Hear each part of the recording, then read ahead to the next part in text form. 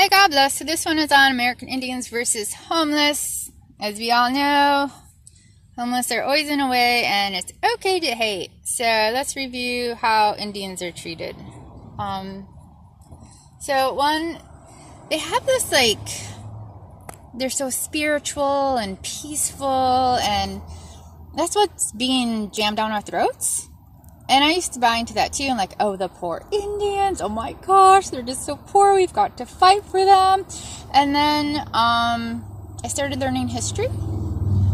I started knowing people who lived in Indian territories. I have lived in states with high populations of Indians, and I've been in Indian land. And yeah, that reality and what we're being shoved, what they want us to believe, are two different things. It's really two different things. Did you know Indians pay no taxes? They don't have to pay taxes on anything, and they don't have to pay for any education. I mean, they can even go to private schools, and they don't pay for anything. And a lot of businesses will actually not charge Indians for their services. Indians can just use it for free. So white people in the area, and I say white people, especially in this one area that I know, several businesses are like, oh, well, if you're Indian, you don't have to pay. The majority of people who lived there were white, which is such a kicker because my friend in the area, oh my gosh, her husband didn't have to pay taxes, didn't have to pay for several different things he used because he was Indian, and it was like, he had blonde hair and blue eyes. It's like, wow, what is he like? He is Indian as Elizabeth Warren, but he did have enough Indian to technically be considered Indian, even though he was light skinned, blonde, and blue eyes. I was just like, wow, you get so much for free. Do you know they don't honor passes to some of the big things, even though it's in America and American, not trademarks, but landmarks, and they will not honor federal passes whatsoever. So that's really frustrating. They do not have to live by the land of the law. It was heartbreaking. I was in one state that has a high Indian population, and this Indian mother murdered her daughter. She had been reported numerous times for hurting her daughter, but she actually wound up murdering her. And the state attorney was like, yeah, we're not going to pursue it because we only pursue so many Indian cases, and even if we do get a guilty verdict, she'll only get 12 months.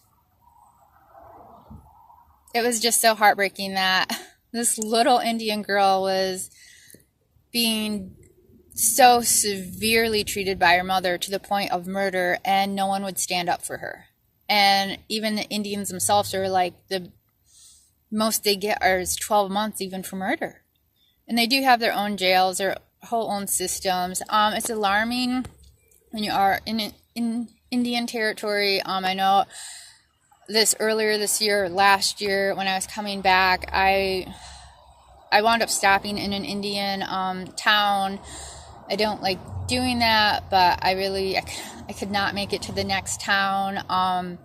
So I stopped at one spot, but it got really loud, so I moved over a bit, and at least I got a little bit of rest. I had parked, and then I hear the snapping outside my car, and it was this guy with a bullwhip that he was snapping, and I'm like, didn't see that every day. And then I did get a few hours of sleep, but I did have someone banging on my window around 1:30 going, they will fuck you up. You have to move. Or, she's like, you don't have to move, but I'm telling you, you have to move because they will mess you up if you stay here. So I'm very grateful for whoever woke me up.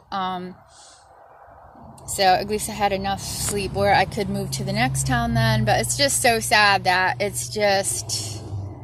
there's just so little respect.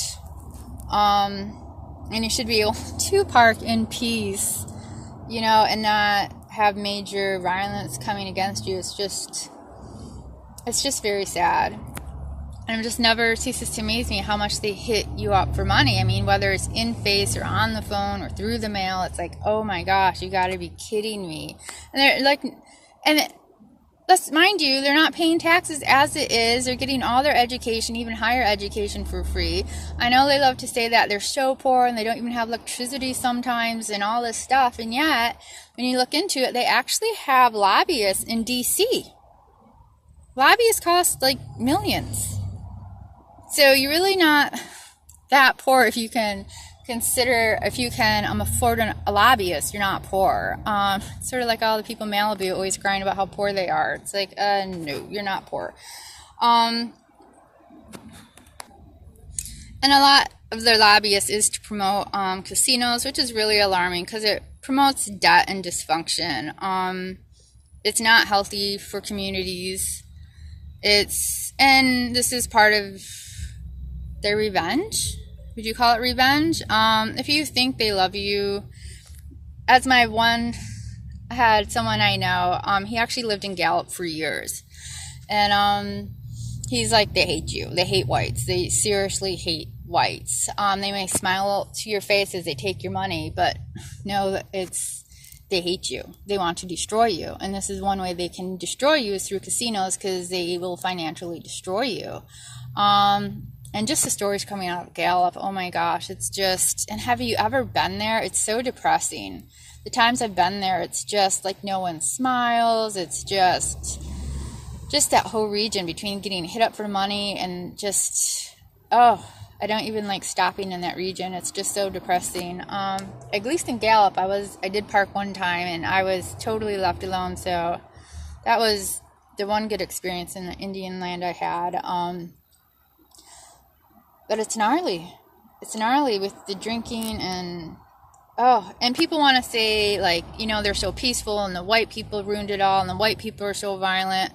When you get into Indian history, they had slaves, they warred, they kidnapped, they raped. There's I heard a report that they even would rape nuns. Oh my gosh. And there was one town in Kansas where they kidnapped a girl.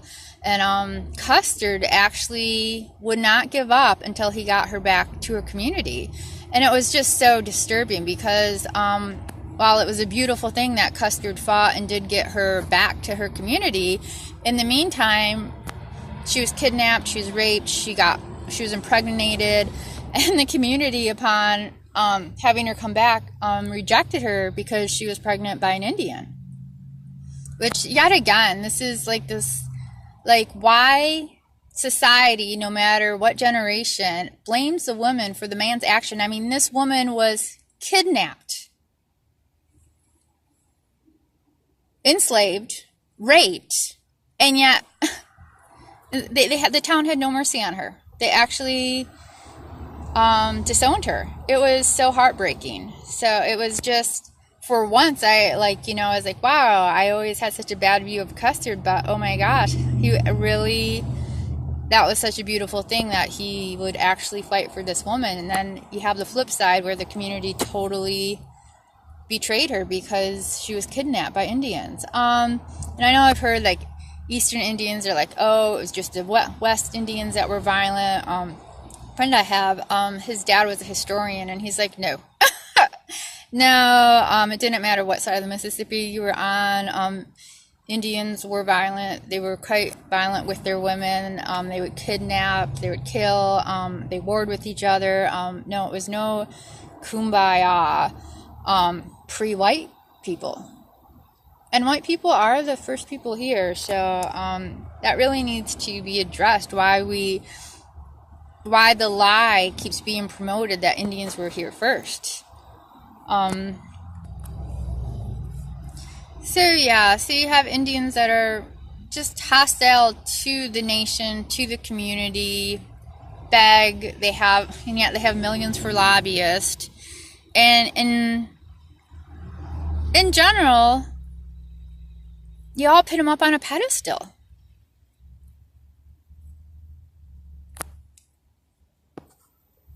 I wouldn't mind a pedestal.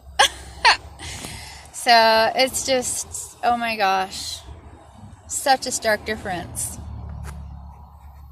And it's just, and I've seen it. I had a family member who knew a son of a chief, and he actually had a really bright future, but the reservation strong-armed him back to coming back, which was just sad. It really is misery loves company. It's just, they pay no taxes, they can use whatever services they want, and they're still so angry. I mean, there's no other place, I don't know of any other place where a population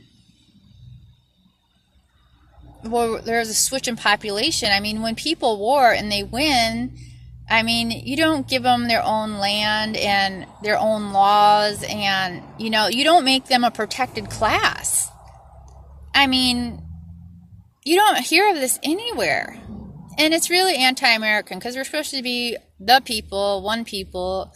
We may have different skin colors and different starting points, but different talents, but we're one nation. And when we segregate and make them so they're not paying into it, it's like it's just making them more bitter. So yeah, I really think the lies around the Indians should stop, and I really think they should be part of the community. So, and it's just mind-boggling. I mean, they have lobbyists, and yet they still hit you up in person, through the mail, through the phone, and none of you have any issues with that. And yet a hungry person who doesn't have money for a lobbyist, I think that'd be great if homeless were given a lobbyist. I really like that. But you pass laws against us. It's just really mind-boggling how certain groups are treated in this nation. So, alrighty then. But you take good care of yourself, and, wow. And if you want to,